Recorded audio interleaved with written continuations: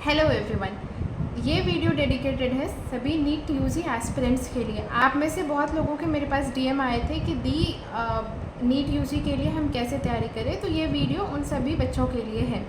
तो इस वीडियो में हम स्टेप वाइज जानेंगे कि हमें एग्जैक्टली क्या करना होता है। सबसे पहले हम ये जानेंगे कि एग्ज़ाम का पैटर्न क्या है, उसके लिए सिलेबस क्या है, कौन से सब्जेक्ट्स के कितने वेटेज होते हैं, उनको हम कैसे करेंगे, उनके लिए स्केड्यूल प्रॉपर टाइम मैनेजमेंट क्या होना चाहिए, मॉक टेस्ट कैसे देने हैं, क्वेश्चंस कैसे सॉल्व करने हैं, हम ये सब भी देखेंगे। फिर एक प्रॉपर रिवीजन स्ट्रैटेजीज़ कि हमें कैसे रिवाइज करना है उन सारे सब्जेक्ट्स को, एंड कुछ स्मार्ट टिप्स कि ये एग्ज़ाम्स इजीली हम कैसे क्रैक कर सकते हैं, and in the end a motivation note to all the UG aspirants. So let's begin.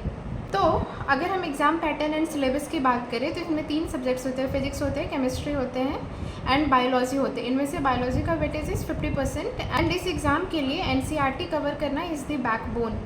NCERT की हर एक लाइन को बहुत ही अच्छे तरीके से याद रखना बहुत ही मैंडेटरी है, एंड ये हमें इस बार नीट यूजी 2025 के पेपर से भी समझ में आ गया था कि वो कहीं से भी कुछ भी उठा करके पूछ सकते हैं। Either it be the first page of the NCERT, the preface of the book, the last page of the NCERT, and कहीं पे भी कुछ भी हो तो वो कहीं से भी उठा के पूछ सकते हैं। तो एनसीईआरटी का हर एक लाइन बाय लाइन हमें अच्छे से याद होना बहुत ही ज़रूरी है। तो अब अगर हम सब्जेक्ट वाइज स्ट्रैटेजी की बात करें तो इसमें हम सबसे पहले बायोलॉजी की बात करते हैं। जैसा कि हमें पता है कि ऑलमोस्ट 50% क्वेश्चन जो है वो बायोलॉजी से ही आते हैं। इसके लिए एक बहुत ही स्ट्रॉन्ग बैकबोन बनाता है। बायोलॉजी बहुत ही अच्छे से आना बहुत ही ज़्यादा ज़रूरी है। इसके लिए आपको बायोलॉजी की नीट एनसीईआरटी की बुक उठानी है, उसको लाइन बाय लाइन करना है, उसमें जितने भी डायग्राम्स है वो सारे करने हैं, जितने भी डब्बे बने हुए हैं, जो बॉक्सेज हैं उनकी सारी चीज़ों को करना है, जो इन टेक्स्ट क्वेश्चंस आते हैं उनको भी आपको अच्छे से करना है।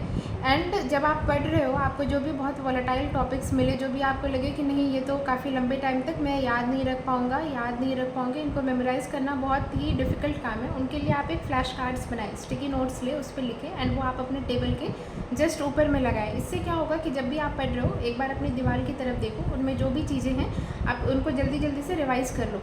इससे आप उन सारे टॉपिक्स को ज़्यादा ईजिली जो है वो रिवाइज़ कर पाएंगे, एंड वो जितनी बार आपकी आँखों के सामने से जाएंगे उतना ही वो आपके डीप मेमोरी में जाते जाएंगे। एंड अगर आप उन्हें एक बार पढ़ के छोड़ देते हो तो फॉर द टाइम बिंग वो भले आपको याद रहे, बट 2 दिन 4 दिन 5 दिन के बाद वो आपके दिमाग से गायब हो जाएगा, एंड फिर से आपको उतनी ही मेहनत लगेगी उन चीज़ों को स्टार्टिंग से पढ़ने में।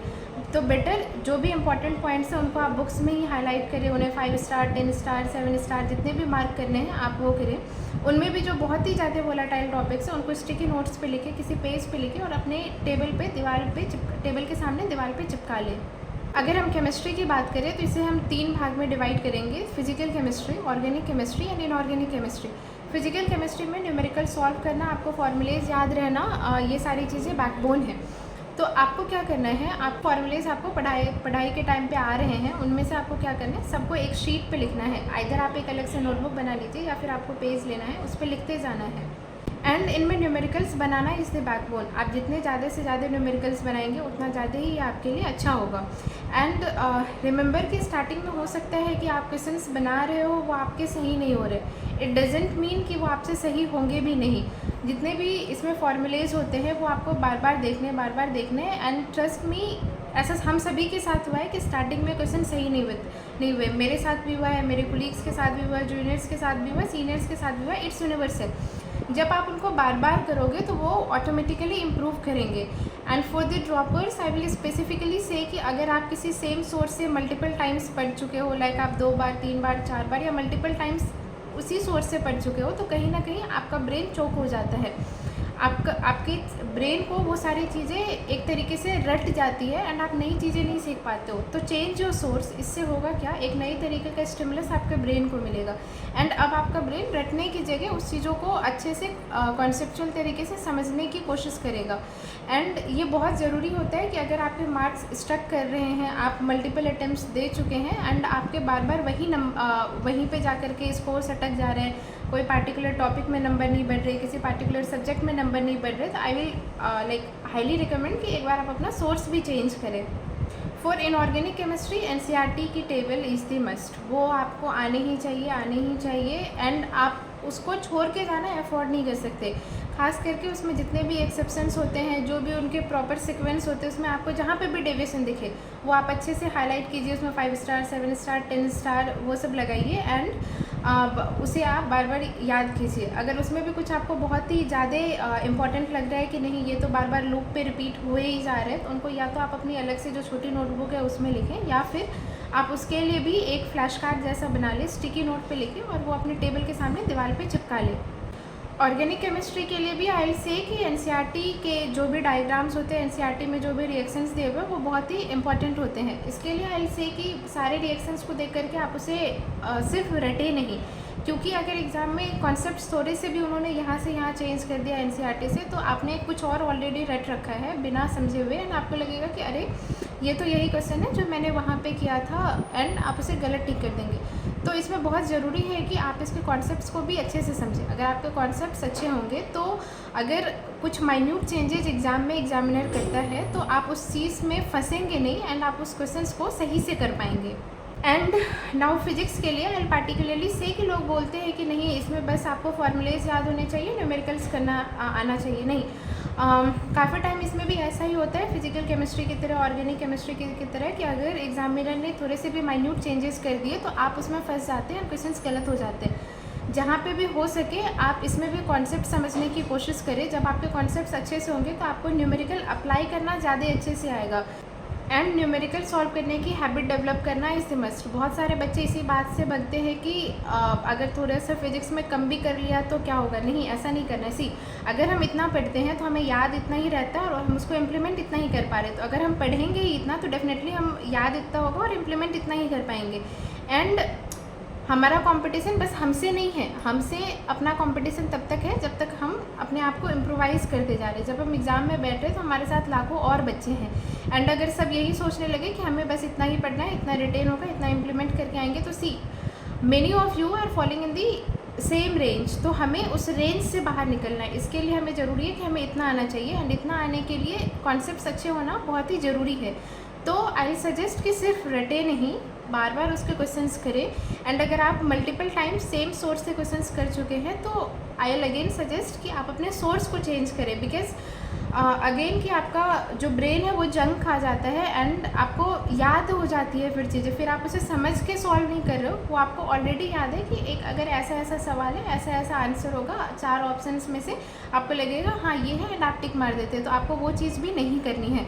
कोशिश करें हर एक टॉपिक का 100 क्वेश्चंस तो करना ही है। अगर नहीं हो पा रहा, टाइम कम बचा है या फिर बहुत ही लिमिटेशन हो रही है, शॉर्टेज हो रही है टाइम की, तो एटलीस्ट 50-70 क्वेश्चंस तो करने ही है। अदरवाइज 100 क्वेश्चंस बेयर मिनिमम तो हर एक टॉपिक के लिए करने हैं एसेंशियली।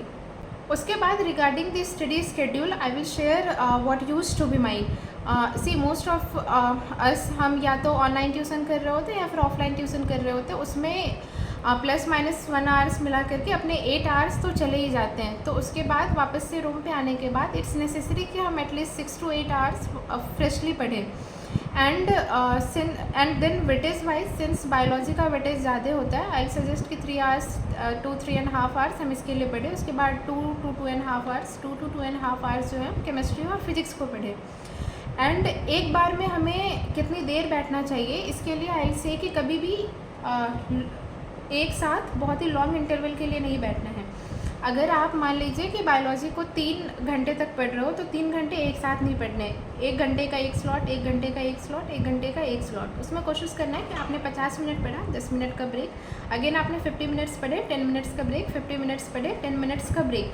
ऐसे करके होगा क्या कि आपका ब्रेन थकेगा नहीं। एंड वो जो आप 50 मिनट्स 10 मिनट्स 50 मिनट्स 10 मिनट्स कर रहे हो, उसमें 50 मिनट्स में जो आप पढ़ रहे हो आपको अपना टारगेट फिक्स करना है इनिशियली कि मुझे इसमें 10 पेजेस करने हैं, 5 पेजेस करने हैं, एंड उसको धीरे धीरे बढ़ाते जाना है कि आप जितने नंबर ऑफ़ टाइम्स रिवाइज कर रहे हो एंड में आपको उसी में 20 पेजेस पढ़ने हैं, 30 पेजेस पढ़ने हैं, आपको ये चीज़ें करनी है। एंड जब आप पढ़ते जा रहे हो तो आपको अच्छे से ध्यान पे रखना है कि कहाँ पे क्वेश्चन मार्क्स हैं, कहाँ पे उन्होंने हाईलाइट करके रखा हुआ है, अपनी चीज़ों को मार्क करते जाए, उसमें पे स्टार्स लगाते जाए, ये सब भी हमें करना है। एंड उन 10 मिनट्स के ब्रेक पीरियड में आपको जो इच्छा हो आपको कर सकते हैं। आपको छोटा सा नैप लेना है, आपको म्यूज़िक सुनना है, फ्रेश फील करने के लिए आप वॉक करना चाहते हैं, घर पे बात करनी है, दोस्तों से बात करनी है, ये सब भी कर सकते हैं। And one more thing that I suggest is कि जब आप बायो को याद कर रहे होते हो तो उसमें काफ़ी सारी चीज़ें ऐसी होती है कि वो आपको एज इट इज़ याद करनी है, उसके लिए बहुत ज़्यादा कॉन्सेप्ट्स नहीं है। अगर आपको वो रटी हुई है, आपके दिमाग में बैठी हुई है, आप जाओगे एग्ज़ाम में उसे इम्प्लीमेंट करोगे और आ जाओगे, उसमें आपका अलग से कोई कॉन्सेप्ट वाला एफर्ट नहीं है। तो आप जो भी चीज़ें पढ़ रहे हो, आपने पढ़ा, आप बुक्स को बंद करो एंड उसे खुद में मेमोराइज़ करने की कोशिश करो। आप जिन भी चीज़ों को खुद से मेमोराइज़ कर पा रहे हो, आप समझ लो कि उनके कॉन्सेप्ट्स अच्छे हैं एंड आपको वो लंबे टाइम तक याद रहेगा। जो भी चीज़ें आपको उस टाइम पे रिकॉल नहीं हो पा रही हैं, वापस से बुक खोलें, उनको देखें एंड ऐसी सिमिलर चीज़ें करें। एंड ये सुनाने का काम आप या तो खुद को मिरर के सामने सुना लो या फिर आप अपने किसी दोस्त को जा कर के सुना सकते हो। सेम वेज आपका दोस्त आपको सुना ले, जो भी आपको बेटर सूट करे आप ये करें। And this is the very crucial thing. ये मेरे लिए काम किया, ये बहुत सारे लोगों के लिए भी काम किया। बायोलॉजी के लिए चीज़ों को बार बार मेमोराइज़ करना बहुत ही ज़्यादा ज़रूरी होता है। Regarding question practice and mock test, I will say कि आप जो सब्जेक्ट जब पढ़ रहे हो, उसका जो भी चैप्टर आप जब पढ़ रहे हो, उसी के साथ साथ आप उसके क्वेश्चंस बनाइए। जितने ज़्यादा से ज़्यादा क्वेश्चंस बना रहे हैं, सोर्सेज को फिक्स रखिए। ऐसा मल्टीपल सोर्सेज आपको यूज़ नहीं करना है, बस आपको ध्यान में रखना है कि आपको चीज़ें बस रटी हुई ना हो पहले से। तो आपको बहुत ज़्यादा से ज़्यादा क्वेश्चंस बनाने हैं। एंड टेस्ट के लिए आप जिस भी प्लेटफॉर्म से आप पढ़ रहे हैं, उनके जो भी टेस्ट वगैरह है, आप उन्हें दें। आपको ये नहीं सोचना है कि अरे इस टेस्ट का सिलेबस तो मेरे से कवर नहीं हुआ है, तो एक काम करती हूँ कि मैं ये अगले वाले में दे दूँगी, अगले वाले में अच्छे से पढ़ के दूँगी। नहीं, टेस्ट का मतलब सिर्फ नंबर्स स्कोर करना नहीं होता। टेस्ट का मतलब सिर्फ अच्छे रैंक्स लाना नहीं होता है। टेस्ट का मतलब ये भी होता है कि आप खुद को एनालाइज़ करो। क्या आप उस रियल टाइम, जो आप जब बार बार देने जाओगे तो आपको रियल टाइम एग्ज़ाम्स की फीलिंग आने लगेगी। क्या आप उस प्रेशर को अच्छे से हैंडल कर पा रहे हैं? अगर नहीं कर पा रहे तो जब आप नंबर ऑफ़ टेस्ट दोगे तो आपको अच्छे से आ जाएगा कि कैसे उस प्रेशर को डील करना है। आपको समझ जाएगा कि क्या आप टाइम मैनेजमेंट अच्छे से कर पा रहे हो, क्या आप उस पार्टिकुलर प्रेशर को उस टाइम पे सोक कर पा रहे हो अपने अंदर में कि नहीं कर पा रहे हो। इन सब चीज़ों के लिए भी रेगुलरली टेस्ट देते रहना is important. So regarding revision, I will say कि आप जितने भी टाइम प्रिपेयर कर रहे हो, फॉर एग्जांपल से कि कोई 8 मंथ्स के लिए, कोई 8 मंथ्स के ड्यूरेशन में नेक्स्ट एग्ज़ाम के लिए प्रिपेयर कर रहा है, कोई 10 मंथ्स के ड्यूरेशन में नेक्स्ट एग्ज़ाम के लिए, नेक्स्ट नीट यूजी के लिए प्रिपेयर कर रहा है। तो आई विल से कि आइदर आप अपने टाइम को 70% 30% में डिवाइड कर लो और 75% 25% में डिवाइड कर लो। जब तक आप नई चीज़ों को पढ़ रहे हो, that initial 70 to 75% of time, उसमें आपको सब पढ़ना है, पूरे डिटेल में पढ़ना है, पूरे कॉन्सेप्ट से पढ़ने हैं, सारे क्वेश्चंस बनाने हैं, एनसीईआरटीज़ जितनों के भी पढ़ने हैं सब पढ़ने हैं एंड PYQs करने हैं, ये सब करना है। वो जो आखिरी वाला टाइम होता है, पीक टाइम होता है कि आप कोई नई चीज़ ना पढ़ें। इनफैक्ट आपने जो भी चीज़ें पढ़ रखी है उसको आप बार बार रिवाइज़ करें ताकि वो आपके सुपरफिशियल मेमोरी से आपकी डीप मेमोरी में जाए। तो आपको सिर्फ एंड वाले टाइम पे आपको सिर्फ टेस्ट देना है, आपको सिर्फ जो चीज़ें आपने ऑलरेडी पढ़ रखी है वो पढ़नी है। एंड उसमें भी जो आपने पहले से ही बना के रखे हैं कि ये ज़्यादा हाई यील्ड टॉपिक है, आपने जिनके स्टडी नोट्स स्टिकी नोट्स बना के रखे, जो आप अपनी छोटी नोटबुक में लिख के रखिए एंड आपके जो भी हैंड रिटेन नोट्स हैं, आपको सिर्फ वो सारी चीज़ें करनी है। एंड हर एक टेस्ट के बाद में या फिर आपने पहले से भी जितने टेस्ट दे रखे हैं उसमें आपको देखना है कि कौन कौन से क्वेश्चंस गलत हुए हैं। जो क्वेश्चंस गलत हुए हैं उसको ये समझना है कि कैसे गलत किया है, क्यों गलत किया है, इसको करेक्ट कैसे करना है। एंड हर एक अगले टेस्ट के साथ आपको उन मिस्टेक्स को रेक्टिफाई करनी है एंड वो सारे मिस्टेक्स कम से कम करने हैं। Two smart tips from my side, see सबसे फर्स्ट एंड फॉरमोस्ट पे आई से कि हेल्थ को सबसे ज़्यादा प्रायोरिटी देनी है। रात में अच्छे से 7 to 8 आवर्स 6 to 7 आवर्स की एक अच्छी नींद लेनी है। अपने मेंटल हेल्थ को बहुत ही ज़्यादा प्रायोरिटाइज़ करना है। क्वेश्चन से बनाते टाइम पे पहले अपने स्ट्रॉन्ग सब्जेक्ट्स को सॉल्व करना है एंड उसके बाद जो आपका उससे ज़्यादा वीक है उसके बाद जो आपका उससे भी ज़्यादा वीक है। प्रिपरेशन फेज़ में बहुत ज़्यादा ज़रूरी होता है कि हम बहुत ज़्यादा नेगेटिव चीज़ों से ना जुड़े, बहुत ज़्यादा डिस्ट्रैक्ट ना हो। तो आई विल से कि आपका जो भी डिस्ट्रैक्शन है, be it mobile phones, be it talking to someone, be it meeting with someone, आप अपने सारे डिस्ट्रैक्शंस को दूर रखो। सी अगर हमें एग्ज़ाम क्रैक करना है तो अपना पूरा focus should be exam. And since हमें खुद की लाइफ भी थोड़ी सी बैलेंस करनी होती है, अपना मेंटल हेल्थ भी इंपॉर्टेंट रखना है, तो हमें सिर्फ उन चीज़ों को फोकस करना है जिससे हम किसी और चीज़ की तरफ डिस्ट्रैक्ट भी ना हो एंड हम खुद को भी खुश रख पाएँ, ये भी बहुत ज़रूरी है। एंड आई विल से कि कंसिस्टेंसी इज़ द की। अगर आपके नंबर इम्प्रूव नहीं भी हो रहे हैं, आपको याद नहीं भी हो रहा है ना, तो जस्ट थिंक कि अगर आप रुक गए तो ये सारी चीज़ें सही हो सकती है क्या? नहीं, डेफ़िनेटली कभी नहीं होगी। लेकिन अगर आप कोशिश करते रहे तो क्या ये सारी चीज़ें सही हो सकती है? जी हाँ, बिल्कुल हो सकती है। तो कोशिश करना नहीं छोड़ना है।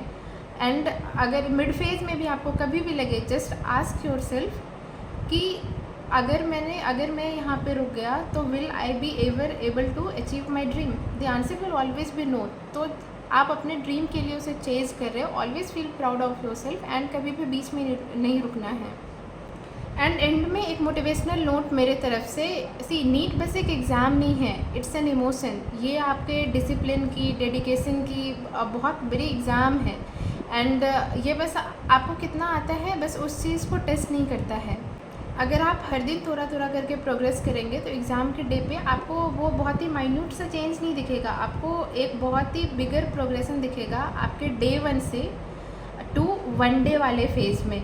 And to everyone listening to this I will say कि नीट एग्ज़ाम, ये सारी चीज़ें आप बस उस एग्ज़ाम को क्रैक करने के लिए नहीं कर रहे हो, आप ये सारी चीज़ें अपने उस सपने के लिए भी कर रहे हो कि एक दिन आप एक मेडिको कहलाओगे, एक दिन आप एक डॉक्टर कहलाएंगे, और एक जो वो वाइट कोट होती है ऐसे गले में हम स्थित पहनते हैं, आप ये सब पहन पाओगे।